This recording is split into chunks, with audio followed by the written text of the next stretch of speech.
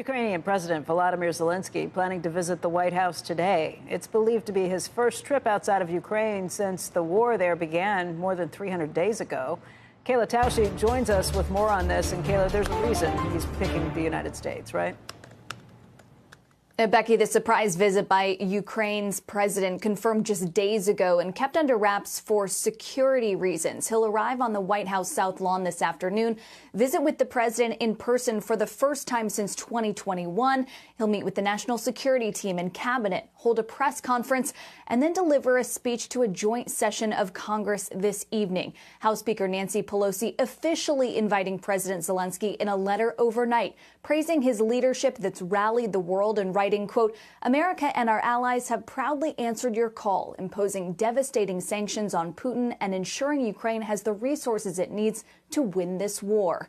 The visit comes as Congress is set to greenlight $45 billion in new aid to Ukraine between now and September, bringing the total to more than $100 billion and raising new questions about the viability of future aid under a new Congress. A senior administration official said future funding is expected to remain bipartisan and said the shared message today is targeted toward Russia, not Republicans. The U.S. today will also unveil plans to send $2 billion in Patriot missile defense systems, providing Ukraine with a new capability to defend against Russian missiles and drones. Russia's foreign ministry has said such a move would represent an escalation.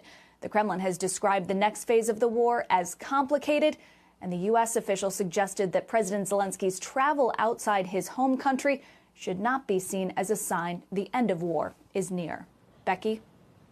Kayla, when they're looking at Republicans coming in, Mitch McConnell has said that he supports Ukraine and would like to give them more money. I think Kevin McCarthy has a tougher hand with all of this, dealing with some of his House members who don't want to do that and having a pretty tight number in terms of how many people he has to count on for that. What happens if you're going to get it passed in the House? Is he going to have to look for additional support coming from Democrats next year?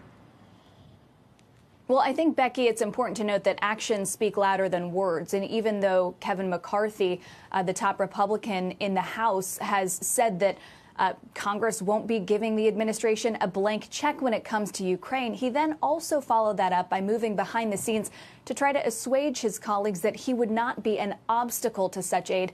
And Senator Lindsey Graham, the Republican from South Carolina, has also said that if there are any Republican skeptics about future aid to Ukraine, that he will sit down with them personally and promise to put mechanisms in some of this aid to ensure that it's accounted for going forward. So there is still a lot of Republican support, even though, publicly some of the rhetoric is starting to shift. A little bit of the public opinion here at home for the war overseas is starting to shift, but we'll see what the new year brings.